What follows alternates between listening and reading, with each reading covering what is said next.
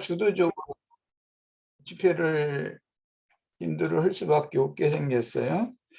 뭐 우리 주체들이 그 홍용재님 그 춘부장 어르신 타계를 하셨기 때문에 그 고향에 거창에 내려가 있고 모두 조의를 다 이렇게 보낸 거 카톡에서 나도 다 읽어봤어요. 아주 잘들 하셨어요. 그럼 세상적으로 봐도 예의가 당연히 그 예의를 지켜야죠. 교회 지체의 어르신이 타계를 하셨는데 조의를 하지 않으면 그건 세상으로 봐도 그건 위치에 맞지 않는 몰상식한 사람이죠. 말하자면 그렇게 하면 안 되는 거죠. 자, 우리 지체들 잘 하셨어요. 이제 오늘은 원래 이제 홍영재가 이게 집회를 열어서 해야 되는데 우리 이제 그런 이제 특별한 사정이 생겨서 우리 윤영재 보고 열으라고 그랬고 집회 인도는 어차피 내가 하는 게 좋겠다고 생각이 됐어요. 그 홍명재 생각은 출애굽기 23장 10절로 13절에 나오는 각자 성경을 다 펴서 봅니다. 그 안식년에 관한 말씀을 좀 소상하게 나눴으면 하는 그런 생각이었던 것 같아요.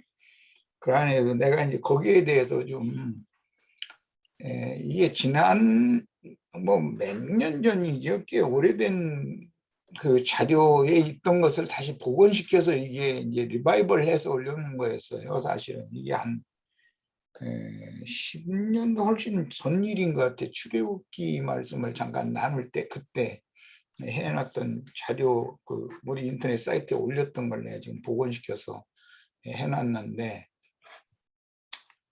읽어보셨던 분들도 있을 것이고 안 읽어보시고 이번에 처음 읽어보시는 분들도 계실 거예요. 제7년 면계년 안식년과 희년율법을 이루신 하나님 그 제목이 이렇게 돼서 올려져 있어요. 출애굽기 23장 10절로 13절을 다 성경을 내가 읽고 우리 지체들은 눈으로 읽고 이렇게 읽어보겠습니다. 너는 6해 동안은 너의 땅에 파종하여 그 소산을 거두고 7째 해에는 갈지 말고 묵혀두어서 네 백성의 가난한 자들에게 먹게 하라. 그 남은 것은 들짐승이 먹으리라. 네 포도원과 감람원도 그리할지니라. 그리고 이제 안식 일에 관한 말씀이 이제 이어지고 있어요. 너는 6해 동안에 네 일을 하고 7째 날에는 쉬라. 네 소와 나귀가 쉴 것이며 네 여종의 자식과 나그네가 숨을 돌리리라. 내가 네게 이른 모든 일을 삼가 지키고 다른 신들의 이름은 부르지도 말며 내 입에서 들리게도 하지 말지니라. 문자대로만 우선 살펴보겠습니다. 6해 동안이라는 건 이게 연수가 6년이 지나간 다음 첫날부터 1년 동안은 안식년이다, 쉬어야 되는 해다 그런 말이죠. 신명기에서는 이 안식년을 면제년이라고 이렇게 표현을 했어요. 그건 신명기 15장 건 이따 읽어볼 거예요. 그 다음에 이어지는 말씀은 이제 안식일로 말씀을 또 연계해서 말씀을 지금 출애굽기에서는 했어요. 안식일이라는 건 창세기 1장의 일이 끝나고 2장으로 들어가기 그 연결구가 안식일에 관한 구절이죠. 이건 뭐 신약에 가서 예수님께서 안식일에 관한 말씀을 여러 방면으로 다각도로 말씀을 하셨고 우리들은 이 안식일이라는 것이 뭘 말하는가, 모든 날의 주인이신 주님 그분에게 들어가서 다 쉼을 얻어야 된다. 그건 영혼의 쉼을 주는 것을 주로 말씀하신 거예요. 그런데 안식일 말고 안식년을 말씀하셨으니까 이것은 6해가 지나간 다음은 안식년이고 6일이 지나간 다음 날은 안식일이에요. 이것은 모두 예수 안으로 돌아온 사람들이 안식의 주인께서 그 영혼에 안식을 주는 것을 말하는 건데, 안식일은 영이 거듭나는 것과 관계가 있고, 안식년은 혼의 구원을 이루어서 영원한 안식에 안착하는 것, 가나안 땅에 들어가든지 안식에 이르러서 안식을 누리는 것과 관계가 있어요. 안식일은 영의 구원과 관계가 있는 거고, 안식년은 혼의 구원을 이루어서 안식은 가나안 땅이에요. 가나안 땅이 그게 안식이 이제 상징이죠. 가나안 땅은 예수님의 마음을 말하는 거기 때문에 사실은 이제 안식년을 말씀하시는 것은 혼의 구원을 이룬 후에 안식이신 주님의 마음, 안식의 실체 안에 영과 혼이 모두 다 안착한 상태는 안식년 율법으로 실행이 된다. 이제 이런 걸 기본적으로는 말하고자 하는 의도를 이해하셔야 되겠고, 그다음에 안식일이나 안식년을 마무리하는 말씀에 보면 내가 네게 이런 모든 말을 삼가면서 지키고 다른 신들의 이름은 부르지도 말며 네 입에서 들리게도 하지 말지니라. 즉 너희가 마음의 쉼을 얻기를 그렇게 원하고 안식을 그렇게 원하지만 다른 신들의 이름으로는 안식을 절대 얻을 수 없는 거다. 그러니까 내 이름 외에는 안식을 줄 수가 없다. 너희로 안식이 이렇게 할 수 없다. 이제 지금 그걸 경고하신 말씀이죠. 자, 문자적인 의미를 이제 대충 설명을 했어요.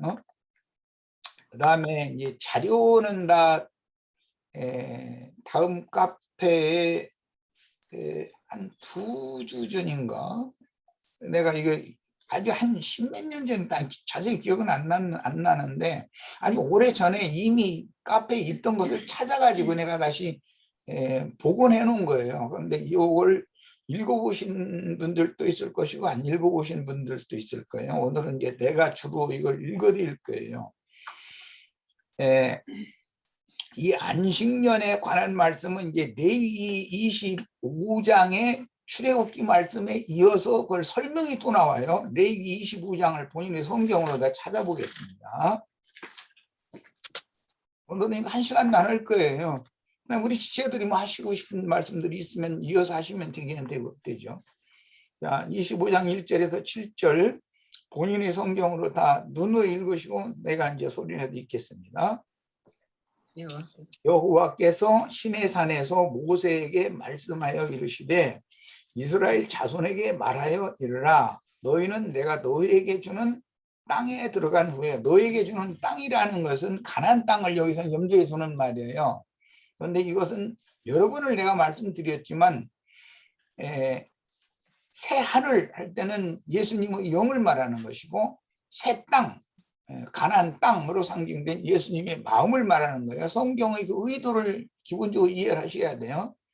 나의 영이 거듭나면 하늘에 앉혀지는 거고, 나의 마음이 예수님의 마음과 일치, 연합이 되어지면 새 땅에 들어온 거예요. 새 하늘과 새 땅에 안착하는 건 이렇게 들어오는 거예요. 그러니까 가나안 땅에 들어가는 침노를 해야 되는데 거기에는 영이 거듭났어도 혼의 구원을 위해서는 육신의 소욕과 성령의 소욕 사이에 많은 그 전쟁을 해서 이겨야 들어갈 수 있다, 안착할 수 있다. 안식의 땅이라는 건 그런 뜻이에요. 가나안 땅에 들어가면 전쟁을 해야만 그 땅을 내 것으로 취해가지고 안착할 수가 있는 것이거든요.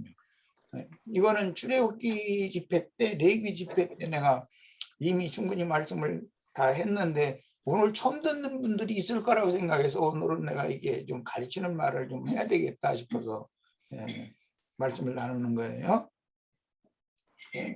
내가 너에게 주는 땅에 들어간 후에 그 땅으로 여호와 앞에 안식하게 하라. 그러면 하나님은 창세기 1장에 이미 일을 마쳤다고 되어 있는데 예수님이 오셔서는 아버지께서 지금까지 일을 하시니 나도 또 일을 한다 이랬어요. 그러면 예수 그리스도께서 오셔서 일을 하시는 동안은 안식이 완전하게 이루어지지 않았다라는 뜻이겠죠. 가나안 땅에 구원 얻을 자들의 충만한 수가 가나안 땅에 안착된 상태가 아닌 상태에서 온 것이기 때문에 여호수아를 영적으로 이루는 분이 인자 예수가 오신 거예요. 그분이 복음을 전하는 목적은 그 복음을 받아들인 사람들로 하여금 가나안 땅에 안착시키려는 거예요. 그러니까 예수 그리스도의 말씀을 받아들이면 영적 전쟁을 당연히 하게 되는 것이죠. 말씀을 받으면 환난이나 여러 가지 박해나 말씀을 인하여 이제 여러 가지 이 왜곡절들이 오게 말이는데 그것을 전부 자기를 부인하고 싸워서 이겨야 되는 거예요. 그 이제 이기는 자 얘기가 그래서 나온 거예요. 빨리빨리 나가야 되니까 긴 설명하고 나가겠습니다. 너는 6년 동안 그 밭에 파종하여, 여기 그 밭이라고 하는 것은 첫 아담을 지으실 때 안개만 올라오던 땅이죠. 그런데 그 물이 덮여있던 땅이었으니까 거기는 진흙이었어요. 그 흙을 가지고 그 아담을 이렇게 빚어놓으신 이야기를 창세기 2장에서는 했어요. 그리고 진흙으로 빚어놓은 아담의 코에 생기를 하나님이 그 숨을 불어넣어, 하나님의 영이라는 말이에요.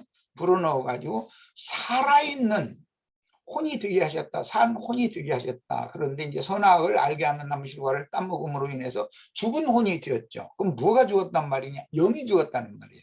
산 혼이라는 말은 영이 활동을 할 수 있는 그런 정신세계 혼, 마음을 줬다. 지어주셨다. 그런 말이에요. 그런데 이게 영의 그 영향과 지배를 받는 혼이어야 되는데 그건 이제 산혼이죠. 산혼이어야 되는데 산혼을 계속 유지하기 위해서는 생명나무실과와 생명강수를 끊임없이 공급을 받아야 돼. 먹고 마셔야. 모든 생명이 살아서 세상에 태어나면 음식을 일단 먹고 마셔야 되는, 그래야 생명을 유지하는 것 똑같은 이치예요. 그런데 하나님이 금하신 것을 말하자면 이제 독이 있는 과실을 따먹은 걸로 이렇게 이제 상징이 된 거죠. 그거 먹으면 죽는 거죠.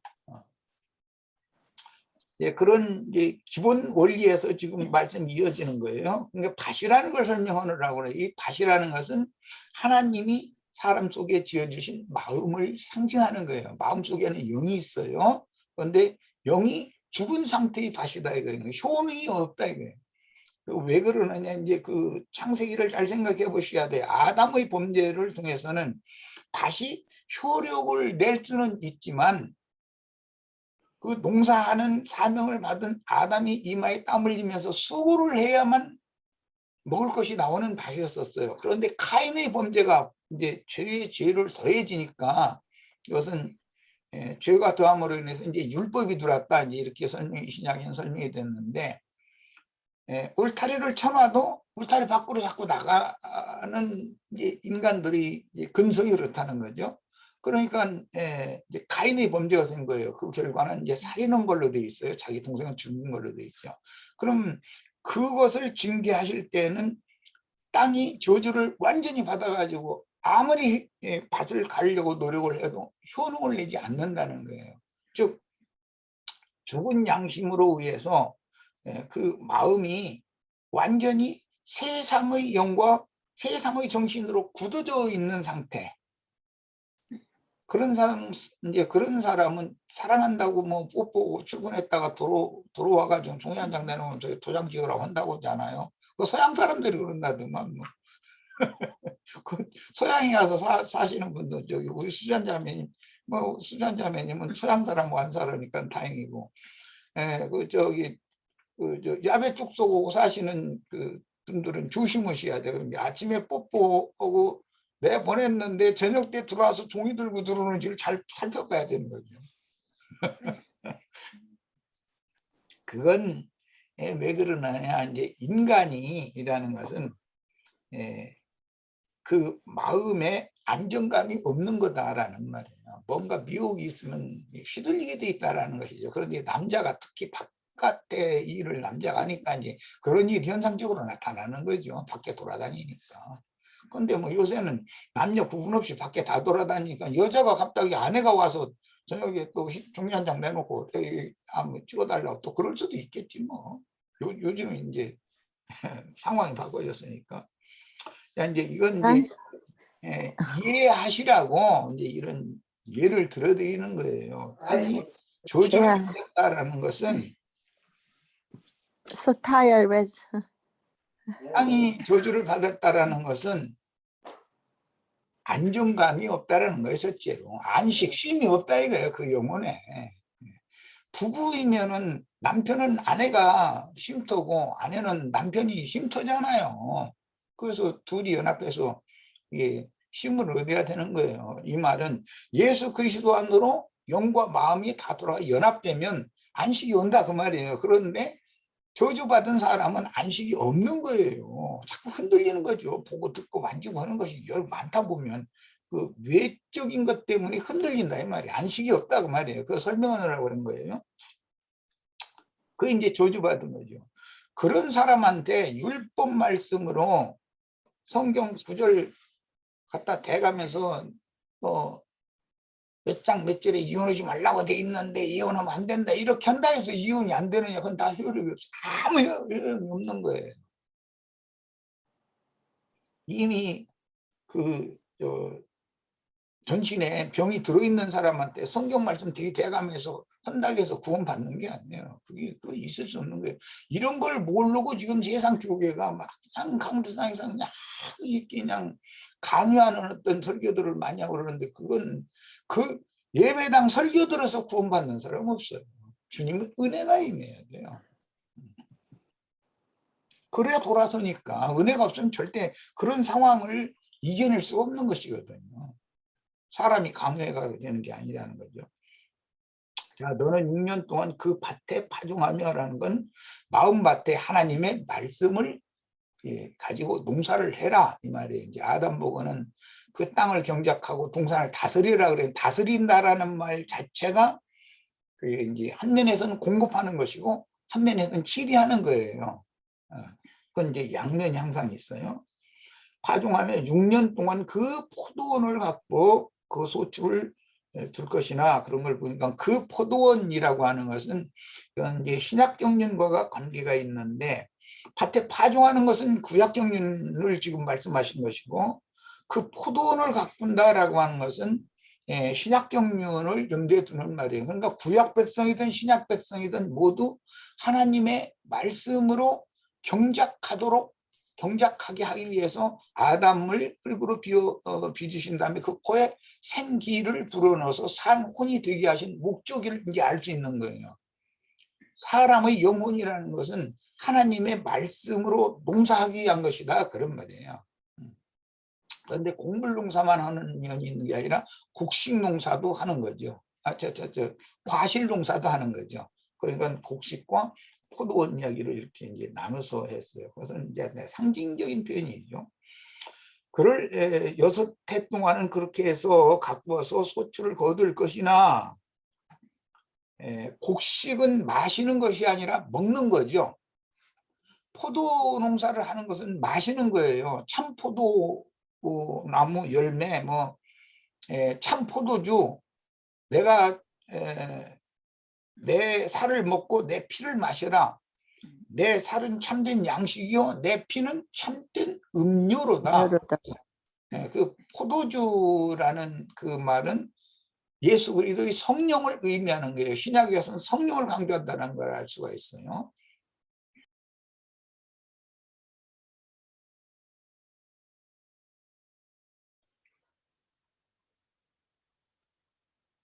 마이크가 꺼졌습니다.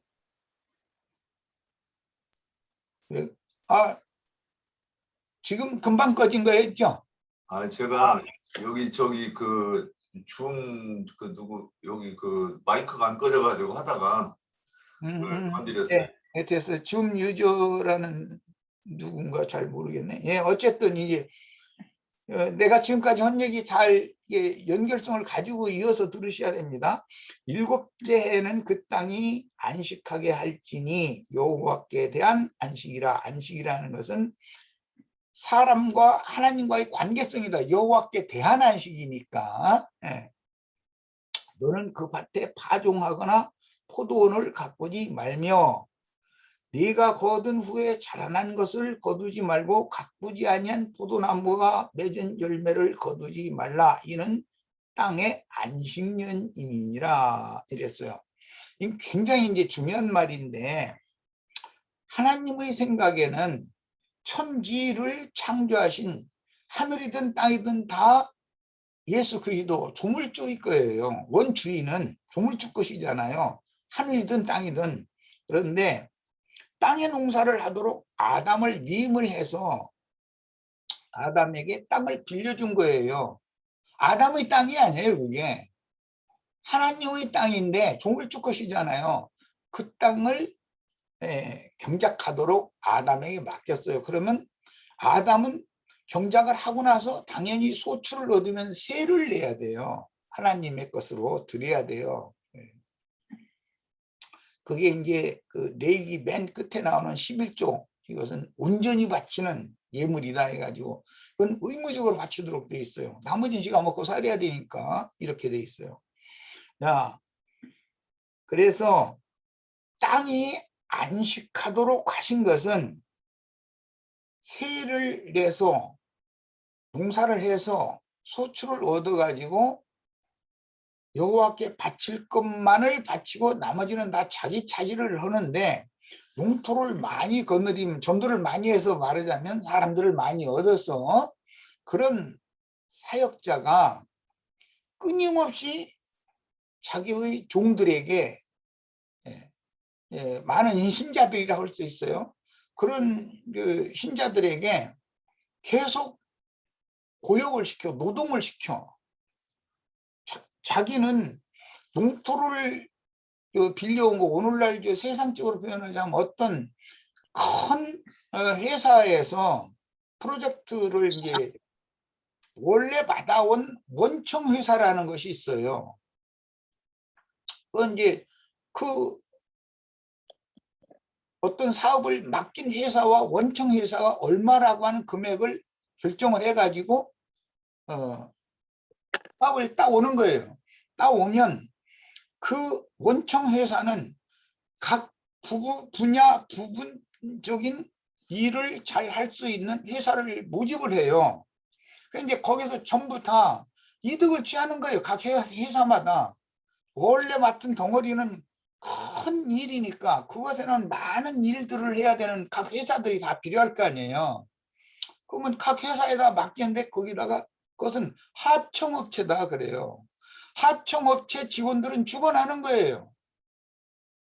그러니까 오늘날 세상 교육의 예배당은 전부 세상적인 사업으로 말하자면 하청업체들인 거예요. 그 하청업체에서 일하는 사람들은 정규직이, 하청업체는 정규직이라는 게 없어요. 거긴 전부 임시직이지. 그리고 권위를 가지고서 어떻게 하냐면 먹고 살기 위해서는 그 회사 사장의 말에 무조건 하고 맹신해야 돼요.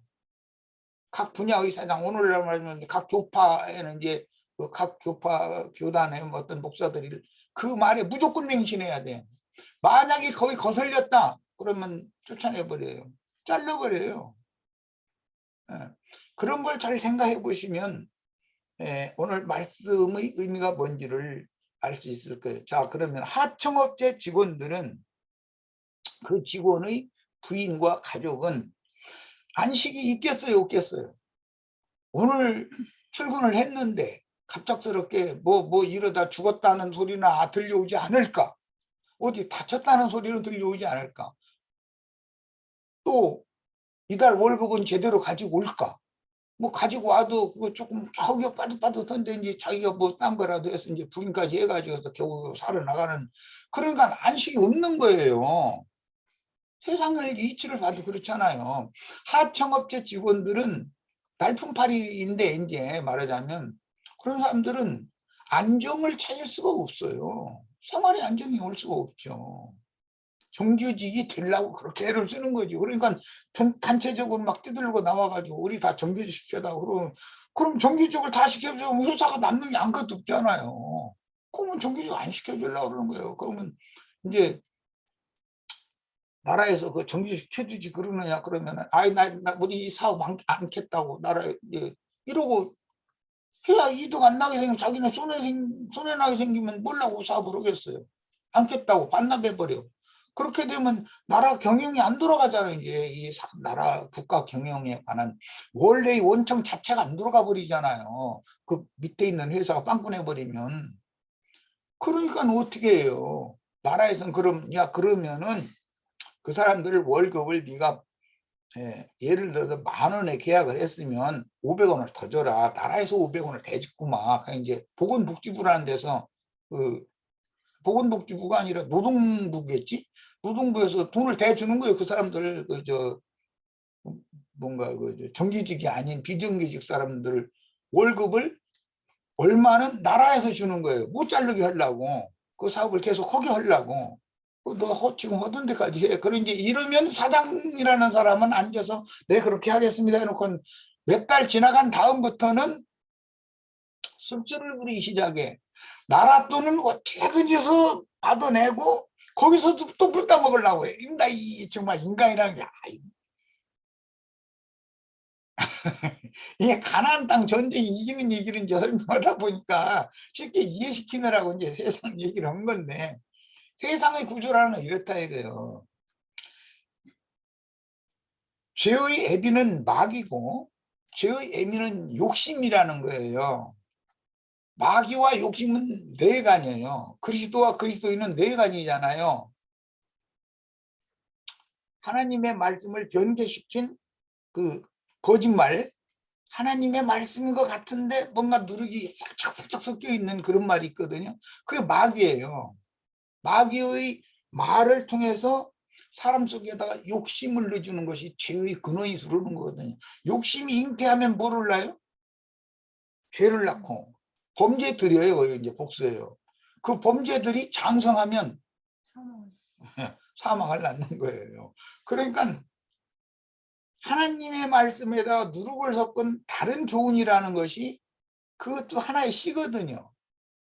그 씨를 욕심이라는 속에다가 갖다 심는다 이거예요. 그래가지고 농사 짓는 거예요. 걔는 걔대로 그쪽 농사를 짓는 거예요. 이걸 잘 이해를 하셔야 돼요. 그런데 그쪽 농사를 짓는 데는 걔가 다 어떻게든 다 뺏어가 버리기 때문에 이 비정규직 이 농사하는 종들은 이제 예배당 열심히 다니시는 분들은 가나안 땅에 안식에 절대 들어가지 못해요. 이 말을 하면은 예배당 다니는 분들이 아마 어떻게 그냥 세상 교회를 그냥 나쁘게만 생각하느냐 이렇게 할 우려도 많아요. 그런데 진리를 바로 알아야 돼요. 안식의 주인, 안식을 주시는 그분에게로 완전히 돌아갈 수가 없어요. 왜? 세상의 영이 마귀이기 때문에 세상에서 자꾸 붙잡아요. 절대로 가지를 못해요. 그래서 애굽에서는 나오는 거 허용한다. 그런데 광야를 더 지나서 가나안 땅까지 가는 건 안 된다. 그래서 광야에서 다 엎드려져 죽게 만드는 거. 이것을 꼭 아셔야 돼. 설명이 굉장히 길어졌네. 어쨌든 충분히 이 안식년에 대한 이해를 충분히 하셔야 돼요. 우리 이 신앙세계에서 말하는 의도를.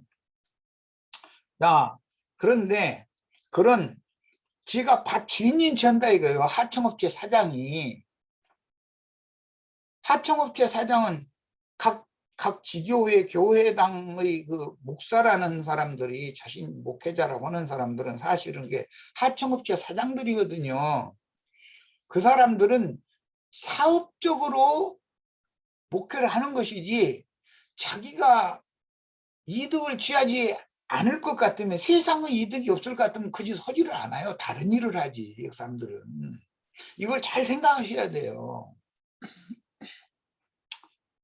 야, 하도 이렇게 착취를 해먹었으니까 고아와 과부와 가난한 자들과 종살이만 날마다 하던 사람들은 허리를 필 틈을 주지를 않고 계속 봉사를 일을 시키면 안 되겠다. 그래서 하나님이 야 6해 동안 너 농사에서 너 이득 취할 거 취하고 제 7년에는 땅 농사하지 마. 내가 할게. 그리고 그 농사에서 네가 농사한 거 아닌데 내가 농사한 거니까 내가 알아서 주고 싶은 사람 줄게. 그 말하자면 아까 내가 이제 나라에서 그 사람 월급을 너무 조금 주려고 하니까 노동부인가 그걸 통해서 비정규직 10,000원씩 주던 것을 500원을 나라에서 보조를 해주는 거예요. 말하자면 그렇게 해야 이게 돌아가니까 그렇게 한 거예요. 그랬는데 이런 원리를 이해를 하셔야 돼요. 고용노동부입니다. 고용노동부. 고용노동부구나. 나는 뭐 세상 그런 거 잘 몰라가지고. 어쨌든 고용노동부에서 비정규직 목을 함부로 치지 못하고 생활 유지를 못하도록 이렇게 주면 안 되니까 나라에서 보조를 해주는 거예요. 국가에서는, 국가 경영에서는 큰 프로젝트 자체를 굴러가게 해야 되거든요. 어떤 분담한 회사가, 하청업체가 다 펑펑내고 아예 나는 안 해. 그 이득 없는 짓 안 해. 이렇게 나가면 안 되잖아요. 근데 거기서 이런 사람들은 이것 받아가고 못 먹고 살겠다 하면서 다 뛰들고 나오니 어떻게 해. 그럼 나라가 그 어느 정도 보조를 해줄 테니까 그거 유지해서 잘해라. 이렇게 하면 나라에서 보조해 주는 것을 어떻게 하면 또 띄어먹을까. 이것만 연구하고 앉았는 것이 하청업체 업자들이니까. 그러니 내가 대통령이라고 해도 나도 이거 골치 아프다. 나는 하지도 않겠지만 시켜주지도 않을 거고 난 그거 하라고 사정이도 안 해. 그러니까 그런 골치 아픈 짓을 몰라고 있어. 인간의 욕심이라는 거 그만큼 한두 것도 없다는 거예요. 우리 타락한 인간들의 마음이라는 것은 죄들을 낳는 태와 같은 거다 이 말이에요. 세상의 어떤 영이 섞인 하나님의 말씀인데 세상의 영이 섞인 말씀을 자꾸 가르치면 욕심이 더해지지 욕심이 제거되는 일이 절대 없어요. 절대 없어요. 예배당 다니면 욕심이 더해졌지 욕심이 없어지는 일은 절대 없는 거예요. 그 욕심이 없어진다는 말은 내가 예수 함께 십자가에 못 박혀서 나는 죽고 이제 내 안에는 그리스도만 산다 이게 이제 욕심이 없어졌다는 말인데 그게 예배당을 백날 다녀도 안 되는 거예요. 그게 안 되는 거예요. 근원적으로 더해주면 더해졌지. 없는 채 해가면서 욕심이 뒤로는 더 얼마든지 그건 안 할 수도 있는 거잖아요. 이런 걸 생각해요. 안식년과 안식일을 설명하다 보니까 쉽게 설명을 하느라고 세상사를 비유를 내가 주는 거예요. 그래야 쉽게 설명이 되니까. 야, 그러면 하나님께서 그러면은 네가 원청업자라고 해가지고 종들 허리를 필 틈도 주지 않고 계속 부려만 먹고 겨우 목구멍에 불치르게 만들고 그 짓을 하고 너 배 많이 채웠잖아. 배 불렸잖아. 그러면 6년 동안은 그런 거 내가 그냥 그렇게 하는 거 허용해 주마. 그 대신 제 7년은 네 땅이라고 하면 원주인이 나니까 내가 알아서 농사 짓고 내가 주고 싶은 사람들에게 소산 줄 거야. 그러니까 넌 거기 여기 노 터치. 손대지 마 이제 이랬다는 거예요. 그랬는데도 이 말을 문자대로는 지주들이 이스라엘의 지주들이요. 그들이 문자대로는 6년 농사하고 제 7년에는 농사를 안 했어요. 땅을 묵혀뒀어요. 문자대로 하니까. 그런데 그거에 대해서 깨닫게 하려고 하나님이 이런 율법을 정한 하나님의 마음을 깨닫게 하려고 선지자들을 부지런히 보내시는 거예요. 너희가 6년 동안 농사 짓고 제 7년 안식년이라고 해가지고 농사를 안 짓는다. 그러면은 너희가 부려먹던 종들이 오히려 굶어 죽게 생겼으니 오히려 가서 일이라도 하면 주인집에서 밥은 해주고 일 시킬 거 아니야. 뭐 그런데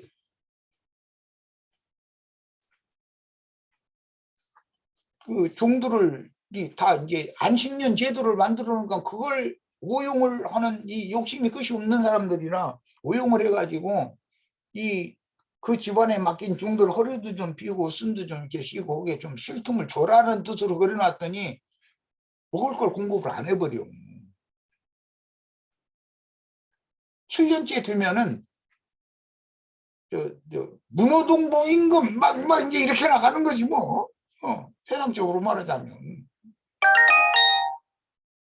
이게 도저히 안 되겠다. 하나님이 생각에는 그러니까 이것을 방지하기 위해서 안식년을 면제년이라고 하는 법으로 울타리를 또 하나를 쳐놓는 거예요. 그래서 법이 두 가지예요. 자, 그러면 면제년에는 주인이 뭘 주지 않으면 한 해 동안 빌려달아도 오기가 되잖아요.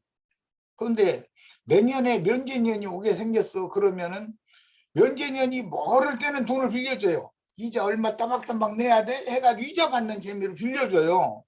그런데 면제년이 1년 미만으로 남았다. 돈 빌려줬다가 1년 동안 이 핑계 저 핑계 대고 원전을 안 갚아버렸다가는 면제해줘야 되잖아요.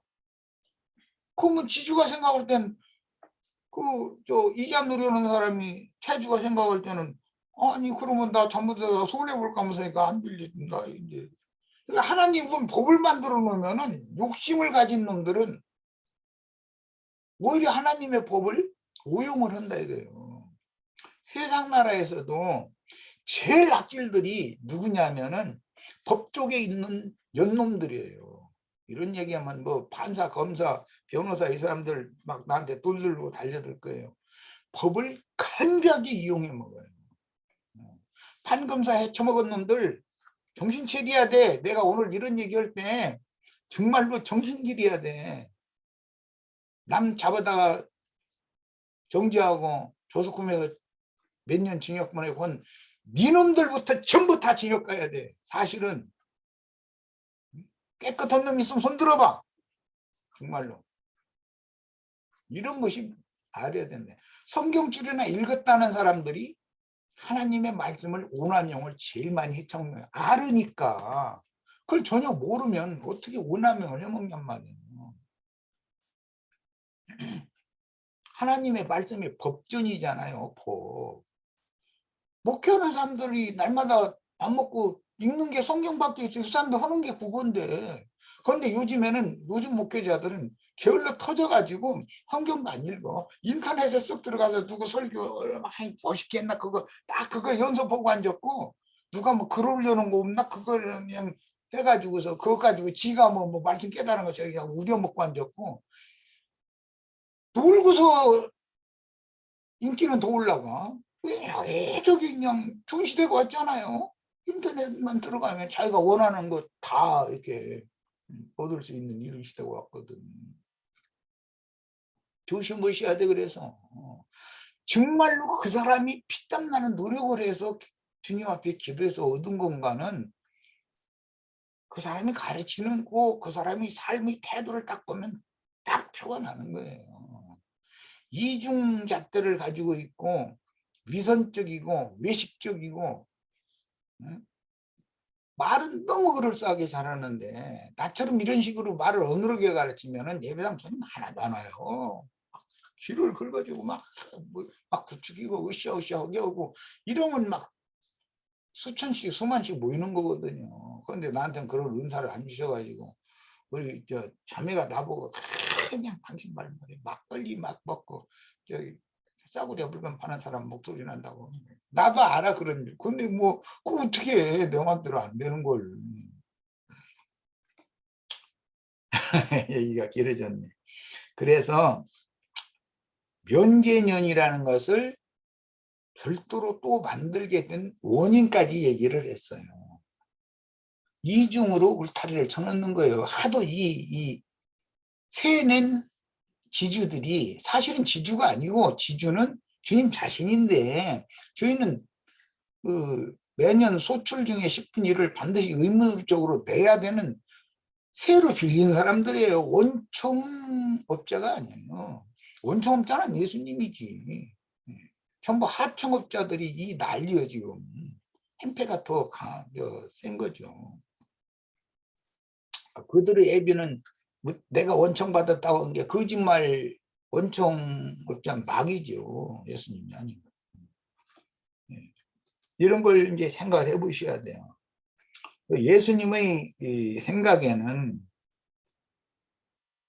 가난한 사람들, 나그네들, 힘없는 사람들, 그 사람들을 어떻게든지 해서 다 주님 자신 안에 들어와서 힘을 얻게 하는 것이 하나님의 생각인데 이것을 전해줘야 되는 말씀을 맡은 목회자들은 어떻게 하면 이 사람들을 통해서 내가 이익을 더 많이 취할까를 생각을 하고 있지, 이 영혼들을 세상에서 자기도 쉼이 없고 모든 사람이 쉼이 없잖아요, 세상에는.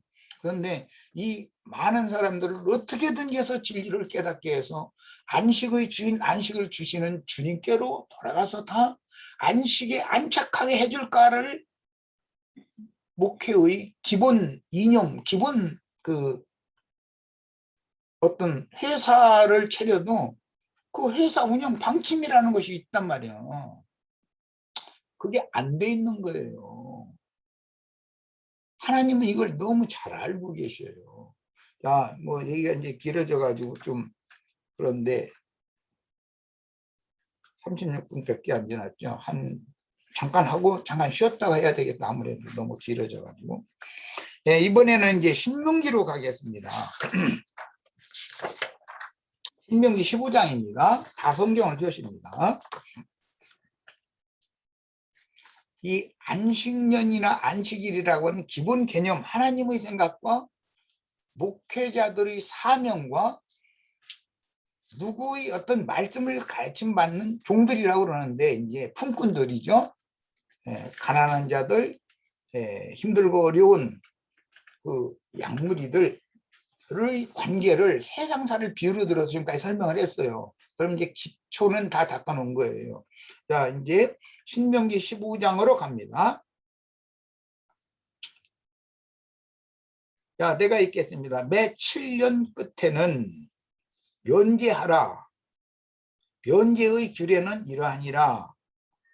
그 이웃에게 구워준 모든 채주는 그것을 면제하고 그 이웃에게나 그 형제에게 독촉하지 말지니 이는 여호와를 위하여 면제를 선포하였습니다. 이 면제년을 선포한 이 말은 하나님을 위해서 온 것이지 하청업자를 위해서, 목사를 위해서 선포된 게 아니에요. 그런데 그 법을 교활한 방법으로 오남용해 먹는다. 이거 하청업자 사장은. 아까 내가 이해를 돕기 위해서 미리 이 말씀을 드려놓은 거예요.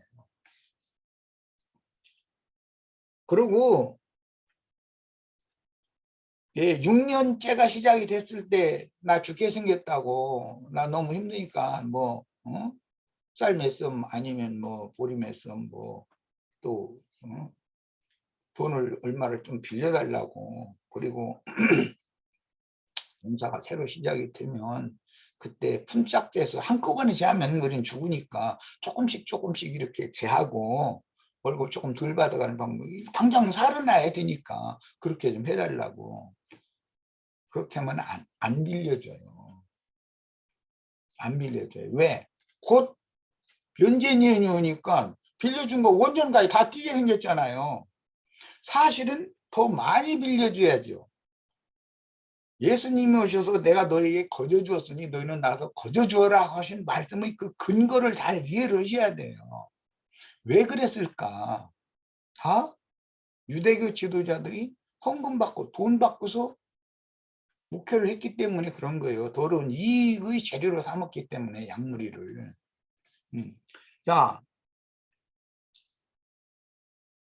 지금 예수님은 6년이 지난 끝에 때가 차야 주님이 오셔요. 그분이 면제년 율법을 실현하러 오신 거잖아요. 이 7년이 7번 지나간 그 다음 해는 희년이라고 그래요. 희년을 실현하러 예수님이 오셨던 거예요. 그러니까 때가 돼야 돼, 이게 다. 그러니까 저 세상 말로 그만큼 종살이를 많이 하면서 세상에서 종살이 해가면서 하여튼 죽을 고비를 죽어도 7번은 넘어가야 예수 만나는 거예요. 이제 이렇게 하면 또 에이 나 오늘부터 예수 안 믿어 그럴 또 생길 감섭네. 하나님이 언제 오시느냐? 에덴 동산에서 아담이 무화과나무 이파리로 뭐 치마를 해서 입고 뭐 동산 나무들 사이에 숨어 있을 때 바람과 함께 여호와께서 오셨다고 그랬어요. 아무 때나 오시는 게 아니에요.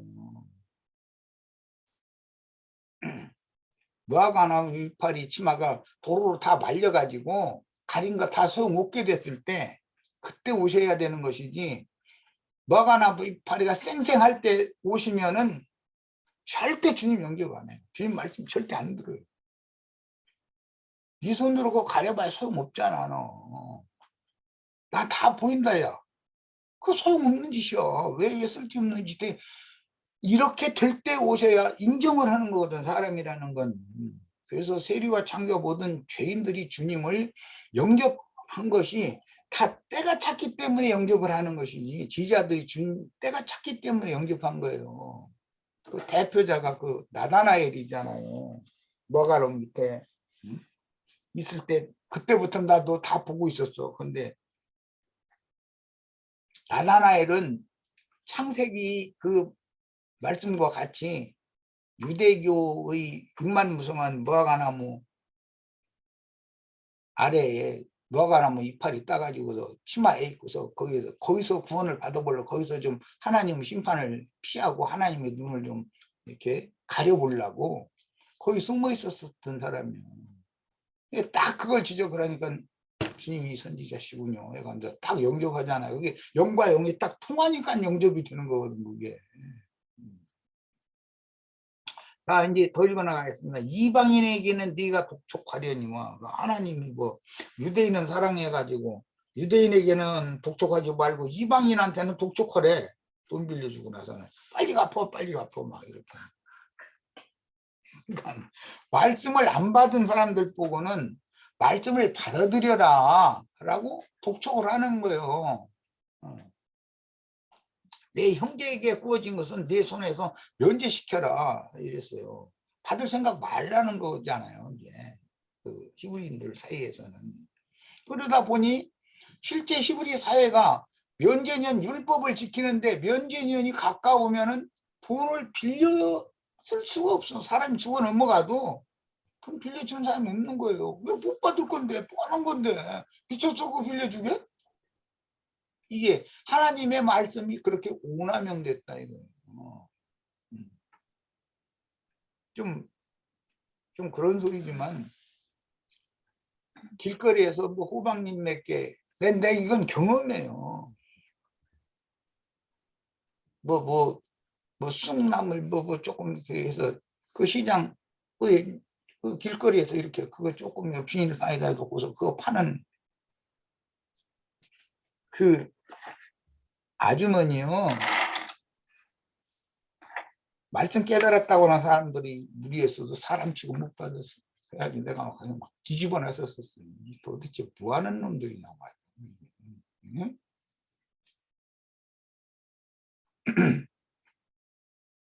세상에서 좋은 직장 갖고 뭐 그 사람들은 그냥 받들어주고 이게 뭐 하는 짓이냐. 주님의 나라라는 것이 과연 이렇겠냐. 막 해가면서 내가 막 난리낸 적이 있어요. 그 지방교회라는 데 생활을 할 때.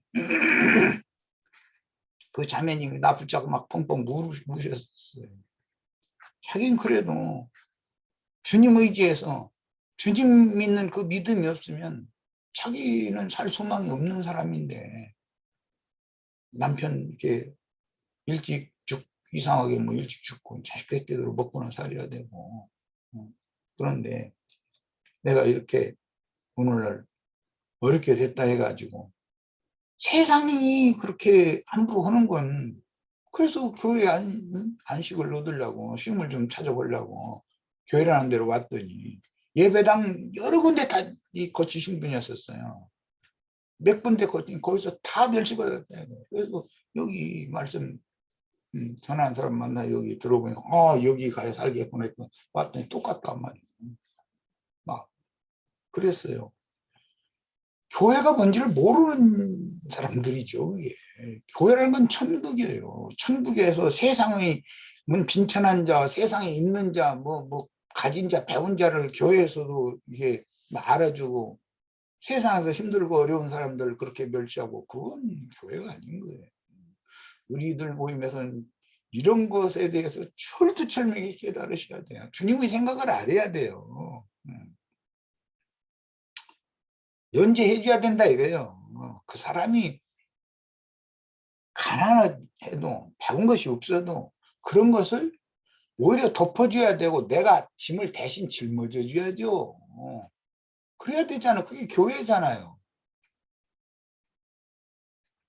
네가 만일 네 하나님 여호와의 말씀만 듣고 내가 오늘 네게 내리는 그 명령을 다 지켜 행하면 네 하나님 여호와께서 네게 기업으로 주신 땅에서 네가 반드시 복을 받을 거다. 지금 이미 내가 예를 들어서 내 이게 신앙 경험으로 말씀드렸어요.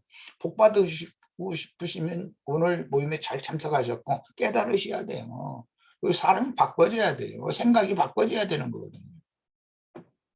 너희 중에 가난한 자가 없으리라. 평균케 하는 게 하나님 뜻이잖아요. 이제 이 말씀을 오해를 해가지고 공산주의가 일어났어요. 세상에서 가진 자껏 뺏어가지고 가난한 자한테 준다. 그러면 가난한 자들은 게을름 피고 펑펑 대고 놀아도 먹을 거 나오니까 그렇게 하면 안 되는 거죠.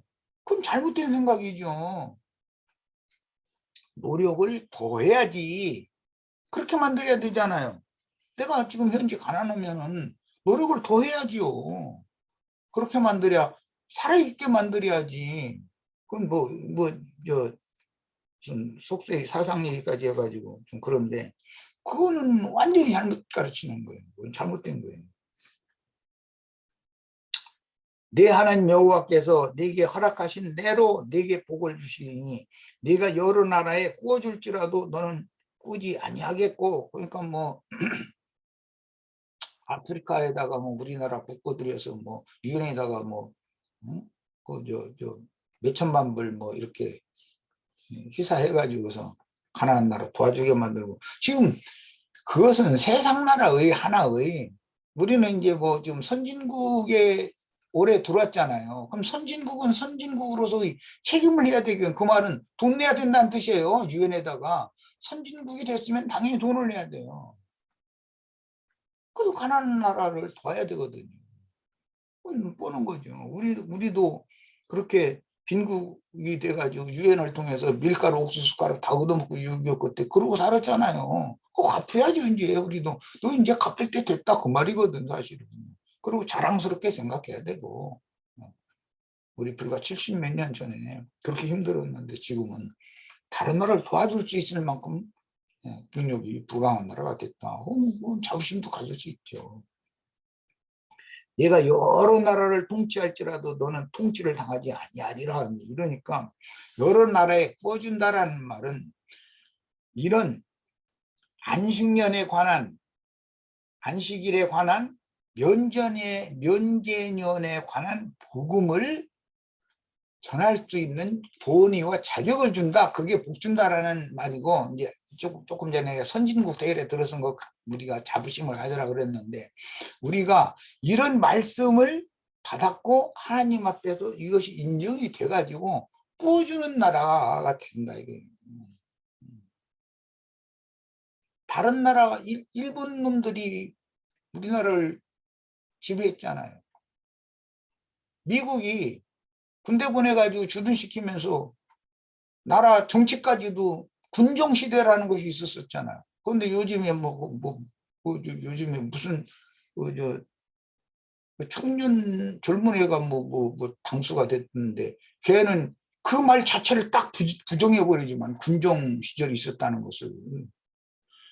미군이 주둔만 한 게 아니에요. 우리나라의 정치를 그 하지중장인가 그 친구가 좌지우지했어요. 왜 그런 걸 부정을 해? 부끄럽지만 우리는 일본한테 이렇게 당하고 미국을 통해서 우리가 해방을 받았지만 우리는 너무 미개 국가였었고 문맹자가 90% 되는 그 시대였으니까. 그러니까 발전된 미군이 와서 주둔을 해가면서 군정으로 우리나라를 임시 다스렸잖아요. 그런 것을 엄연히 있던 일을 부정하면 어떻게, 그게 아니라고 이런 식으로 하면 안 되죠. 그런 것을 거울로 삼아서 우리는 더 역사관을 바르게 하고 국가관을 바르게 하고 어떤 외세의 침입이나 이런 것을 우리가 당하지 않도록 우리 후손들에게는 그런 일이 없도록 잘 가르쳐야 되겠고 국가원도 투철하도록 아이들을 길러내야죠. 그런 아니 미군이 와서 군대만 주둔해줘서 뭐 북한군을 막아준 그것만이 한 게 아니에요. 군정 통치를 했어요. 그런 것이 몸에 배 있었기 때문에 군사혁명이라는 것이 일어나고 무슨 바가무게 전화무게라는 그런 작자들이 국민의 뜻과는 아무 상관없이 헌법과는 아무 상관없이 그러니까 그런 짓도 한 거 아니에요. 그런 걸 무조건 용납하면 어떻게 돼요? 잘한 것도 있어요. 그 사람들이 잘한 것이 왜 없어요? 질서도 잡아주고 국가 경제도 부흥시키는 터전도 닦아놓고 잘한 건 잘한 것대로 칭찬을 해야 되고 그러든 그건 정신세계에 있어서는 그것은 아니다. 그럼 그렇게 하면 안 된다. 이런 걸 명확하게 해야 되는 거 아니겠냔 말이에요. 이상하게 세상 나라 얘기로 이렇게 가게 됐는데 우리는 남에게 이렇게 통치당하고 남의 다스림을 당하고 그런 것을 우리 후손들은 또 당하지 않게 해줘야 돼요. 이 말은 이 세상 임금 마귀에게 믿는 신자들이 통치당하는 일이 절대 없어야 된다. 타락한 육체의 욕심에 의해서 인간이 좌지우지되고 휘둘리고 마귀가 하고 싶은 대로 이렇게 그냥 통치당하고 그런 일이 절대 있으면 안 됩니다. 안식년 면제년을 확실하게 배웠으면 그리스도가 왕 중의 왕이고 그분만이 나와 내가 처하고 있는 사회와 국가와 세계와 제일 중요한 건 교회 그분만이 지배자가 되시고 통치자가 되셔야 되는 거예요. 이것을 명확하게 하셔야 돼요. 이런 사람이 바르게 양무리를 양육하고 그 정신세계를 똑바로 딱 세워줄 수 있는 사람이에요. 이 사람이. 이런 걸 가르쳐야 돼요. 함부로 세상 신에게 좌지우지되고 휘둘리고 힘이 있잖아요. 미군이 힘이 있었잖아요. 그런다 해가지고 대한민국의 유구한 역사와 모든 것들을 다 미국식으로 강요해서 이렇게 통치를 하는 것을 그걸 당하고 나서도 부끄럽게 여기지 않고 나중에 오늘 70몇 년이 지난 다음에 와가지고서는 그것은 뭐예요? 미군이 통치한 게 아니고 말이에요. 미군이 그냥 잠시 주둔하다 간 거다. 이러고 그렇게 거짓부렁하는데 사람들은 다 그쪽에 대한민국 국민 50% 이상이 그쪽을 믿어요. 이게 말이 되는 소리예요. 엄연한 역사적인 사실을 그렇게 부정하면 돼요? 뭐든지 자기 주장을 하려면 명확한 팩트, 그 사실에 근거한 것을 가르쳐야 되는 것이거든. 그리고 국민 정서가 그때 우리는 너무 미개국이고 가난한 나라였다, 힘없는 나라였다 보니까 할 수 없이 외세를 힘입어서 우리가 이렇게 벗어나서 지금은 선진국 대열까지 들어왔는데 또 우리 후대에 가서는 그런 일이 없게 하기 위해서 정신교육도 바로 시켜야 되고 나라를 잃으면 어떻게 된다는 것도 우리는 경험을 해봤잖아요. 나라라는 것이 국민 각자를 어떻게 보호해 주는 역할을 하는가 이런 것도 배워야 되고 이것이 뭐냐 주님의 나라와 하나님의 나라를 설명하다가 하기 위해서 세상 나라를 예를 드는 거예요. 이루어진 사실 자체를 예수 그리스도께서 세우신 왕국 자체를 부정하는 그런 말을 함부로 하면 안 된다 이거예요. 세상 나라 팬들은 그런 얘기하면 되겠어요. 자, 오늘 이제 말씀 모두 이제 마치기 위해서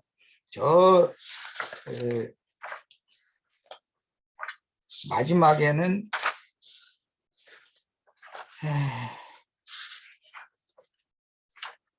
열왕기하를 다 펴겠습니다. 쉬었다 하려 했더니 그냥 마치려고 그래요. 중간에 있는 얘기를 다 할 필요가 없겠다 싶어가지고. 열왕기하 24장 14절부터 읽겠습니다.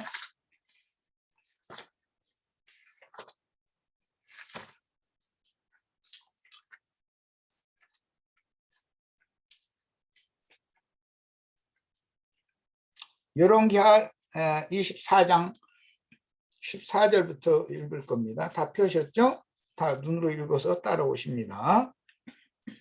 그가라는 것은 그 느부사라단 바벨론 왕의 그 군대 장관을 말한 거예요. 예루살렘의 모든 백성과 모든 지도자와 모든 용사 10,000명과 모든 장인과 대장장이를 사로잡아가며 빈천한 자 외에는 그 땅에 남은 자가 없었더라. 이제 이렇게 되어 있어요.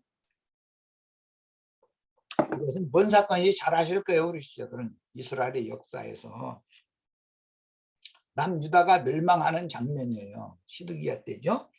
자, 그가 여호야긴을, 시드기야라는 사람이죠, 바벨론으로 사로잡아가고 왕의 어머니와 왕의 아내들과 내시들과 나라의 권세 있는 자도 예루살렘에서 바벨론으로 사로잡아가고 또 용사 7,000명과 장인과 대장장이 1,000명과 용감하게 싸움을 할 만한 모든 자들을 바벨론 왕이 바벨론으로 사로잡아가고 바벨론 왕이 또 여호야긴의 숙부 마따디아가 시드기야예요.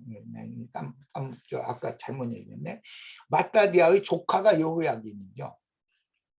대신하여 여호야긴의 숙부를 여호야긴을 대신하여 왕으로 삼고 그의 이름을 고쳐서 마따디아라는 그 여호야긴의 숙부를 시드기야라고 하였다. 이렇게 되어 있어요. 이번에는 열왕기하 이제 다음 25장으로 갑니다. 그 배경을 이제 읽었고 8절부터 12절을 읽을 겁니다.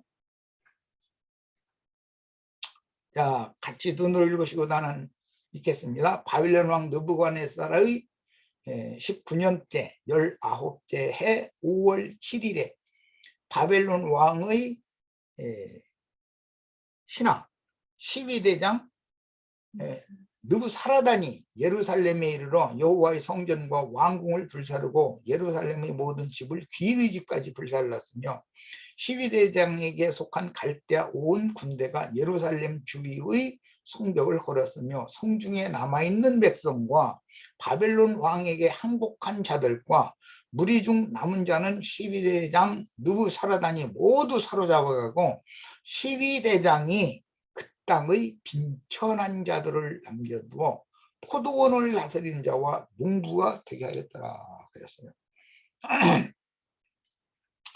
야, 이 말은 지금까지 쭉 설명한 바대로예요.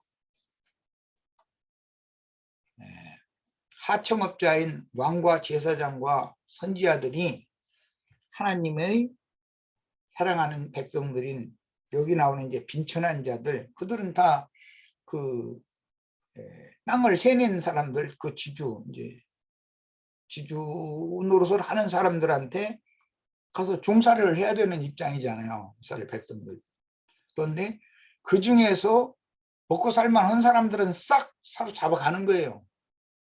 거기서 종살이하고 근근하게 살던 사람들, 아까 어떤 시장판에 뭐 호박잎 몇 개, 쑥 한 주먹 이렇게 해서 냈던 거 놓고 이제 팔아서 생기기 전에 그런 얘기 했는데, 그런 사람들만 남겨둔 거예요. 지주 계급 밑에서 착취당하면서 눈물로 하나님의 제단을 가리던 그런 빈천한 자들은 그 땅에 남겨놔뒀어요. 그러니까 갑작스럽게 그들이 지주와 동일하게 되는 거잖아요. 어떤 지주는 사로잡아고 그 주인은 잡아가 버리고 그 땅은 남겨진 종한테, 그 집 하인한테 그 땅 다스리게 했다 이거예요. 그렇게 이게 완전히 세상 나라가 바꿔져 버린 거죠. 완전히. 이게 창세기에 나오는 요셉의 토지법이 실현이 된 거예요. 안식년, 면제년이 성취된 거예요. 하나님은 그래가지고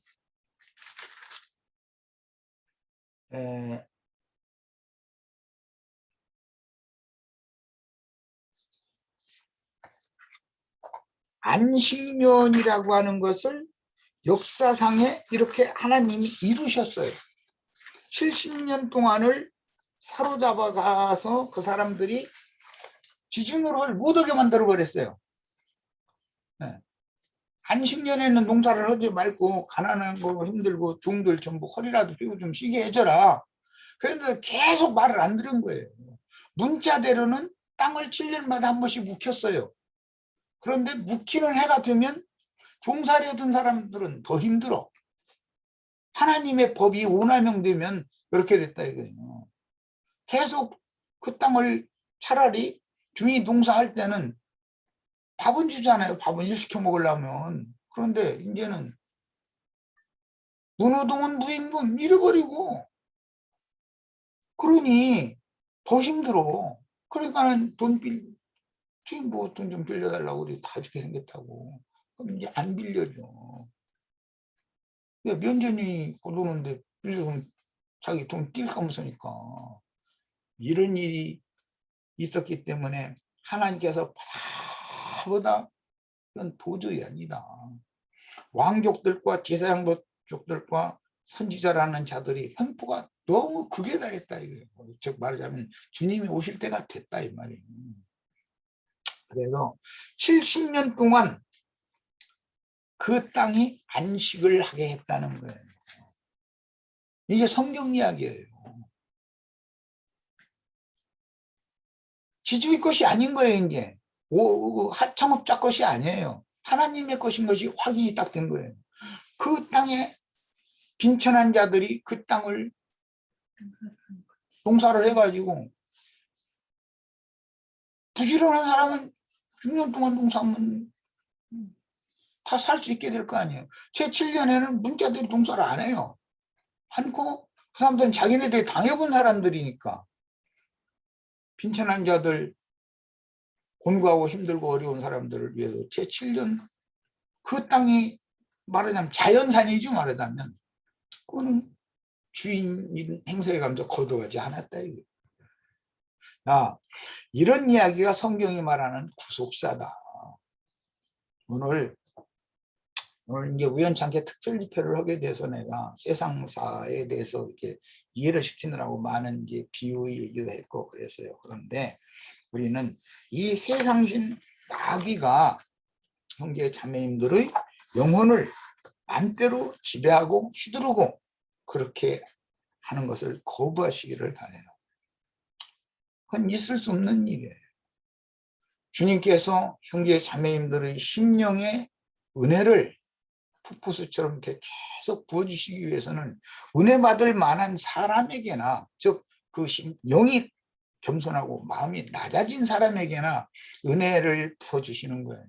그럼 주님의 은혜 안에 있다는 것은 내 영혼에 쉼이 있다는 뜻이에요. 다 이런 축복이 오늘 이런 말씀을 들은 우리 지체들 모두에게 넘치도록 임하기를 바랍니다. 네, 마칩니다. 네, 더 하시고 싶은 얘기 있으면 좀 하시라고. 그것도 좀 쉬었다 하셔도 되고. 네. 좀 쉬었다가 그러면 저기 할까요? 그럼 한 10분 쉬었다가 다시 모이셔가지고 또 말씀 듣죠. 예.